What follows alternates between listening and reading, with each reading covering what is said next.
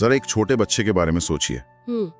वो एक अंधेरे कमरे में जाने से हिचकिचाता है। उसे लगता है कि उस अंधेरे में शायद पर्दे के पीछे या बिस्तर के नीचे कोई अनजानी चीज, कोई राक्षस छिपा हुआ है। हाँ, और ये एक बहुत ही जाना पहचाना डर है। बिल्कुल। पर जो बात आप कह रहे हैं वो और भी गहरी हो जाती है जब हम बड़े होते हैं।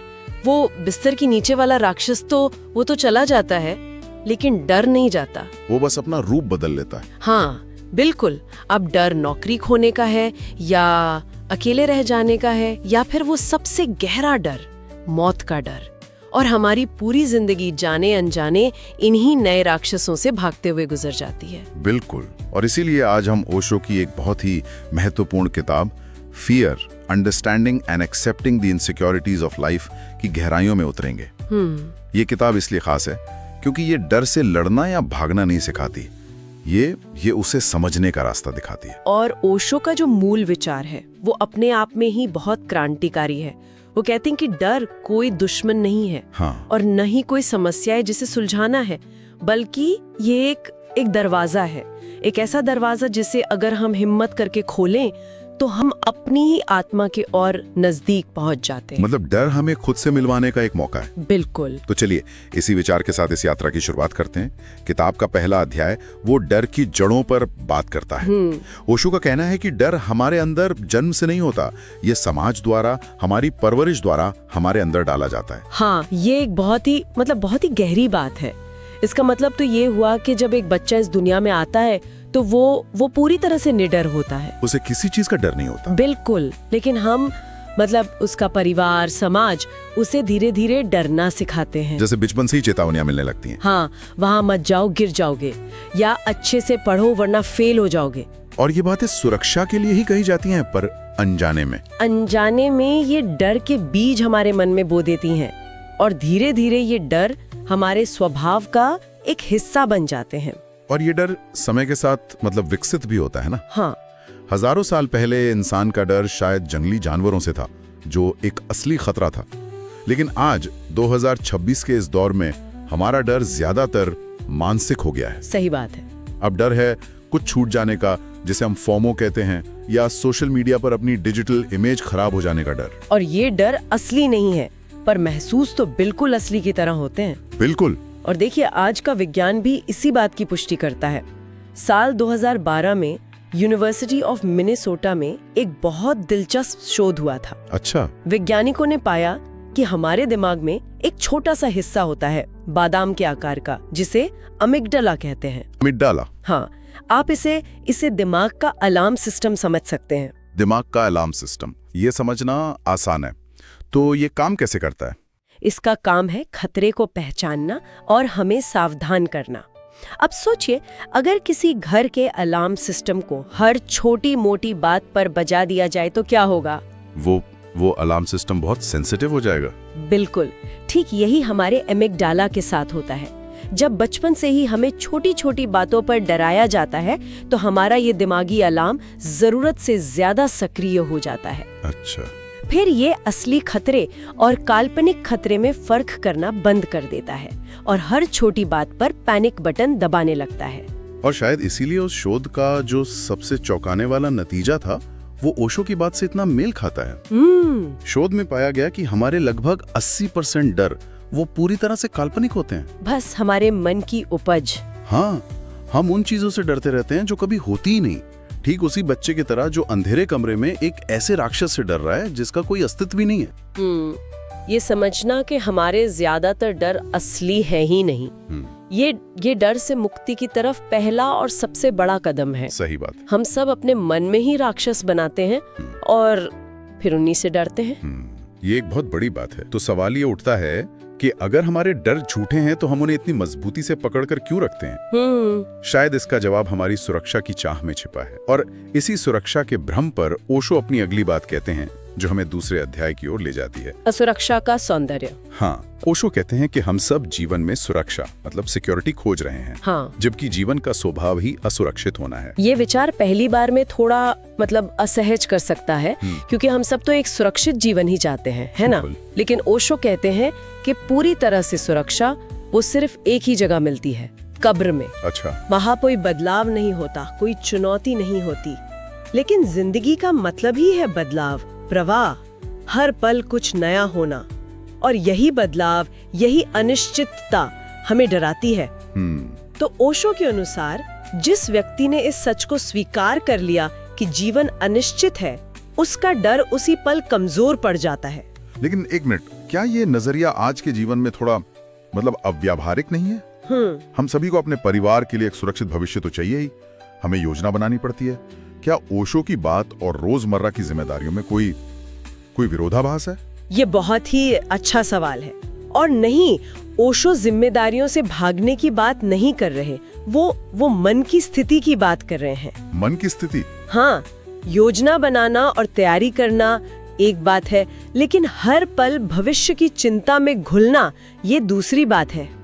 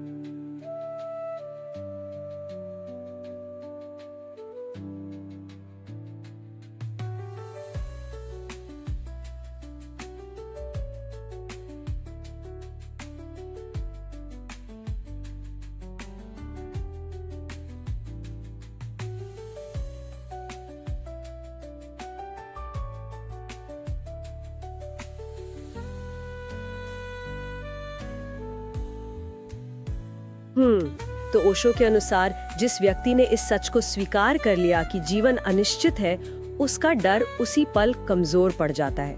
लेकिन एक मिनट, क्या ये नजरिया आज के जीवन में थोड़ा मतलब अव्यावहारिक नहीं है? हम सभी को अपने परिवार के लिए एक सुरक्षित भविष्य तो चाहिए ही, हमें योजना बनानी पड़ती है। क्या ओशो की बात और रोजमर्रा की जिम्मेदारियों में कोई विरोधाभास है? ये बहुत ही अच्छा सवाल है। और नहीं, ओशो जिम्मेदारियों से भागने की बात नहीं कर रहे, वो मन की स्थिति की बात कर रहे हैं। मन की स्थिति? हाँ, योजना बनाना और तैयारी करना एक बात है, लेकिन हर पल भविष्य की चिंता में घुलना ये दूसरी बात है। विरोधाभास तब होता है जब हम जीवन के प्रवाह को कंट्रोल करने की कोशिश करते हैं। जो व्यक्ति असुरक्षा को स्वीकार कर लेता है, वो योजना तो बनाता है, लेकिन अगर योजना के अनुसार कुछ नहीं होता तो वो टूटता नहीं है। वो बदलाव के साथ बहना सीख जाता है। अच्छा, तो ये बाहरी सुरक्षा से ज्यादा आंतरिक स्वीकार्यता की बात। बिल्कुल। और इस पर भी शायद कुछ वैज्ञानिक दृष्टिकोण होगा। हाँ, और ये बहुत दिलचस्प है। 2017 में यूनिवर्सिटी कॉलेज लंदन की एक रिसर्च में पाया गया कि अनिश्चितता वो हमारे दिमाग के लिए मौत के डर से भी ज्यादा तनाव पैदा करती है। सच में? हाँ, हमें ये जानना कि कल कुछ बुरा होगा उतना परेशान नहीं करता जितना ये न जानना कि कल क्या होगा।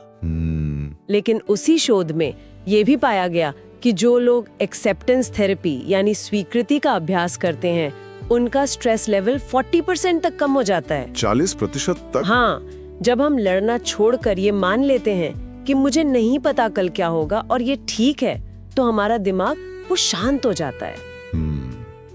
लड़ने की जगह जीवन के प्रवाह के साथ बहना सीख लेना। बिल्कुल। ये समझ हमें किताब के सबसे गहरे बिंदु तक ले जाती है। अध्याय 3, अहंकार की मृत्यु, सबसे बड़ा डर। ओशो कहते हैं कि अगर हम अपने सभी डरों की परतें हटाते जाएं, तो केंद्र में हमें सिर्फ एक ही डर मिलेगा, मौत का डर। और वो इस बात को और भी स्पष्ट करते हैं। वो कहते हैं कि ये मौत का डर भी असल में शरीर के मरने का डर नहीं है। तो फिर ये किसका डर है? यह मैं के मिट जाने का डर है। हमारा अहंकार, हमारा ईगो, जो हमारी पहचान है, मैं एक डॉक्टर हूँ, मैं एक पिता हूँ, ये मैं मरने से डरता है। अच्छा। हम इस बात से डरते हैं कि अगर हम नहीं रहे तो हमारी पहचान, हमारी उपलब्धियां, इन सब का क्या होगा। ये मैं का महल ढह जाने का डर ही मौत का डर है। इस नजरिए में भी समय के साथ बहुत बदलाव आया है ना। कई पुरानी संस्कृतियों में मृत्यु को जीवन का एक स्वाभाविक हिस्सा, एक उत्सव की तरह देखा जाता था। वो आएगी नहीं। हाँ, और ओशो इसका एक बहुत ही सुंदर और व्यवहारिक समाधान देते हैं। क्या? वो कहते हैं कि हमें मौत का इंतजार करने की जरूरत नहीं है। जो व्यक्ति हर दिन कुछ पल के लिए मौन और ध्यान में मरने का अभ्यास करता है। मरने का अभ्यास? हाँ, मतलब कुछ देर के लिए अपनी पहचान, अपने विचार, अपनी चिंताएं, सब कुछ भूलकर बस होने का अनुभव करना। जो हर रोज स्वेच्छा से थोड़ा थोड़ा मरता है, वो अमृत को जान लेता है। एक मिनट, ये अहंकार का विघटन या ईगो डिसोल्यूशन का विचार, ये थोड़ा भारी है। कैसे किसी सरल उदाहरण से समझा सकते हैं? जरूर। इसे ऐसे समझिए कि आप एक बहुत ही भावुक फिल्म देख रहे हैं। आप फिल्म के किरदार के दुख में दुखी हैं, उसके साथ रो रहे हैं, आप भूल गए हैं कि आप कौन हैं। फिर अचानक आपको याद आता है कि आप तो सिर्फ एक दर्शक हैं जो आराम से सोफे पर बैठे हैं, आप वो किरदार नहीं है। अच्छा। अहंकार का विक्षणन कुछ ऐसा ही है। ये वो पल है जब हमें एहसास होता है कि हम जीवन में कर्ता नहीं बल्कि साक्षी हैं। हम ये शरीर और मन नहीं है, हम वो चेतना है जो इस सब को देख रही है। ये तो बहुत शक्तिशाली विचार है। और मजे की बात यह है कि आज का विज्ञान भी इसी दिशा में इशारा कर रहा है। सच में? हाँ, साल 2021 में जॉन्स हॉपकिंस यूनिवर्सिटी में इसी ईगो डिसोल्यूशन पर एक अध्ययन हुआ। उसमें पाया गया कि जब ध्यान के गहरे क्षणों में इंसान का अपने स्व से जुड़ाव ढीला पड़ता है, तो उसके अंदर का जो पुराना गहरा डर होता है वो जड़ से खत्म होने लगता है। जब ये समझ आ जाती है कि मैं सिर्फ ये नाम या शरीर नहीं हूँ, तो मौत का डर बेमानी हो जाता है। ये एक बहुत बड़ा विरोधाभास है जो हमें चौथे अध्याय की ओर ले जाता है, आधुनिक युग और चिंता की महामारी। हाँ, आज हमारे पास सुरक्षा के इतने साधन हैं, हेल्थ इंश्योरेंस है, सीसीटीवी कैमरे हैं, बैंक बैलेंस है, जितने इतिहास में कभी नहीं थे। फिर भी हम इतिहास में किसी भी पीढ़ी से ज्यादा डरे हुए और चिंतित हैं। हाँ, ये आज की सबसे बड़ी विडंबना है। 2026 के जो आंकड़े हैं वे बताते हैं कि डिप्रेशन और एंजाइटी ऐतिहासिक रूप से अपने उच्चतम स्तर पर है। हम बाहरी सुरक्षा तो बढ़ा रहे हैं, लेकिन हमारी आंतरिक मजबूती कहीं कहीं खो गई है। बिल्कुल, हम अंदर से खोखले होते जा रहे हैं। और यहाँ ओशो का सूत्र काम आता है। वो कहते हैं कि डर का इलाज अधिक सुरक्षा में नहीं, अधिक जागरूकता में है। हाँ, ज्यादा बैंक बैलेंस या बेहतर सिक्योरिटी सिस्टम डर को नहीं मिटा सकते, क्योंकि डर बाहर नहीं, हमारे अंदर है। और वर्ल्ड हेल्थ ऑर्गेनाइजेशन की 2025-26 की एक रिपोर्ट भी यही कहती है। क्या कहती है वो रिपोर्ट? रिपोर्ट के अनुसार जो देश बहुत ज्यादा विकसित और सुरक्षित माने जाते हैं, वहां हर 4 में से एक व्यक्ति किसी न किसी एंजाइटी डिसऑर्डर से जूझ रहा है। हर 4 में से एक, ये तो बहुत ज्यादा है। तो इसका कारण क्या है? क्यों ज्यादा सुरक्षा हमें और ज्यादा डरा रही है? वो हमारे दिमाग को शांत नहीं होने देता। बिल्कुल। और दूसरा, फ्यूचरिस्टिक प्लानिंग।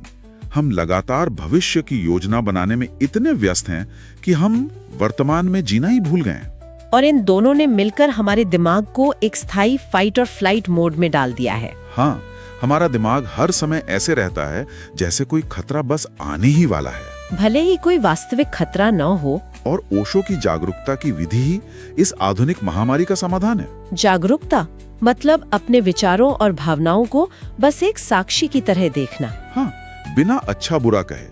और ये अभ्यास हमें भविष्य की चिंता से निकालकर वापस वर्तमान के क्षण में ले आता है। और डर केवल भविष्य में या अतीत की यादों में ही जिंदा रह सकता है। वर्तमान के क्षण में उसका कोई अस्तित्व नहीं होता। जब आप पूरी तरह से इस पल में होते हैं तो डर के लिए कोई जगह ही नहीं बचती। ये तो पूरी सोच को ही बदल देता है। बिल्कुल। और अब हम अंतिम और शायद सबसे खूबसूरत अध्याय पर आते हैं, डर से प्रेम की ओर। हाँ, यहाँ ओशो एक अद्भुत बात कहते हैं। वो कहते हैं कि डर का विपरीत शब्द साहस नहीं बल्कि प्रेम है। ये सुन के मुझे भी बहुत हैरानी हुई थी। मैंने तो हमेशा यही सोचा था कि डर का उल्टा साहस होता है। हम सब यही सोचते हैं। हम सोचते हैं कि डर को जीतने के लिए हमें साहसी बनना होगा, लड़ना होगा। लेकिन ओशो कहते हैं कि ये लड़ाई ही समस्या है। उनका कहना है कि जहाँ प्रेम होता है वहाँ डर टिक ही नहीं सकता। ठीक वैसे ही जैसे जहाँ रोशनी होती है वहाँ अंधेरा नहीं हो सकता। डर हमें सिकोड़ता है। हाँ, हमें छोटा और अकेला महसूस कराता है। और प्रेम हमें फैलाता है, हमें दूसरों से और इस पूरे अस्तित्व से जोड़ता है। ये सुनने में बहुत अच्छा लगता है, पर इसको असल जिंदगी में कैसे देखें? मान लीजिए कोई इंसान नौकरी बदलने से डरता है, तो वो सिकुड़ कैसे रहा? और उस स्थिति में प्रेम का क्या मतलब होगा? बहुत अच्छा सवाल है। जब कोई नौकरी बदलने से डरता है तो उसका डर कहता है, क्या होगा अगर मैं फेल हो गया? लोग क्या कहेंगे? ये डर उसे एक छोटे से दायरे में कैद कर देता है। यह है सिकुड़ना। अच्छा। अब उस स्थिति में प्रेम का मतलब होगा अपनी क्षमताओं से प्रेम करना, अपने सपनों से प्रेम करना, और सबसे जरूरी खुद से प्रेम करना, भले ही आप असफल हो जाए। और जब ये प्रेम डर से बड़ा हो जाता है तो इंसान वो कदम उठा लेता है, वो विस्तार को चुनता है। और क्या इस दर्शन का भी अब कोई वैज्ञानिक आधार है? हाँ, और बहुत मजबूत आधार है। यूनिवर्सिटी ऑफ नॉर्थ कैरोलिना में साल 2019 में एक रिसर्च हुई थी। उस रिसर्च में पाया गया कि जब हम करुणा, दया या प्रेम महसूस करते हैं तो हमारे शरीर में ऑक्सीटोसिन नाम का एक हार्मोन बढ़ता है। अच्छा, लव हार्मोन। हाँ, वही। और ये हार्मोन कॉर्टिसोल, जो कि डर और तनाव का हार्मोन है, उसके असर को पूरी तरह से खत्म कर देता है। मतलब प्रेम सचमुच हमारे नर्वस सिस्टम को रिपेयर करता है। बिल्कुल, विज्ञान भी यही मानता है। तो इस पूरी चर्चा से जो एक बड़ी सीख निकल कर आती है वो यह है कि डर से भागना उसे और बड़ा बनाना है। हाँ, डर दरअसल एक बुलावा है, एक संकेत है कि जीवन के इस क्षेत्र में हमें कुछ सीखने की जरूरत है। और जिस दिन कोई अपनी असुरक्षा को, अपनी अनिश्चितता को दिल से गले लगा लेता है, उसी दिन से वो सच में जीना शुरू करता है। बिल्कुल। फिर जीवन भविष्य के डर में नहीं बल्कि वर्तमान के रोमांच में जिया जाता है। हर पल एक नई संभावना बन जाता है, एक नया आश्चर्य बजाय एक नई चिंता के। तो ये किताब किसे पढ़नी चाहिए? मेरे ख्याल से अगर कोई छोटी छोटी बातों पर घबरा जाता है, अगर किसी को अपने भविष्य की बहुत चिंता सताती है, या अगर मौत का ख्याल भी किसी को डराता है, तो ये किताब एक आध्यात्मिक मरहम की तरह काम कर सकती है। हाँ, ये वो नजर देगी जिससे कोई अपने डर की आंखों में आंखें डालकर मुस्कुरा सकेगा। हाँ, ये किताब हमें सावधानी से जीना नहीं सिखाती, जो कि डर का ही एक सभ्य रूप है। ये हमें प्रेम और स्वीकार्यता से जीना सिखाती है, बिल्कुल। और उसी से असली साहस पैदा होता बिल्कुल। है। तो जाते जाते सभी के लिए एक विचार छोड़कर जाते हैं। क्या आज से हम अपने किसी एक डर का, चाहे वो कितना ही छोटा क्यों ना हो, दुश्मन की तरह नहीं बल्कि एक दोस्त की तरह सामना करने के लिए तैयार हैं? उसे समझने की कोशिश करने के लिए तैयार है। अपना कीमती समय देने के लिए आप सभी का हृदय से धन्यवाद। सदा निडर रहें, सदा आनंदित रहें। धन्यवाद।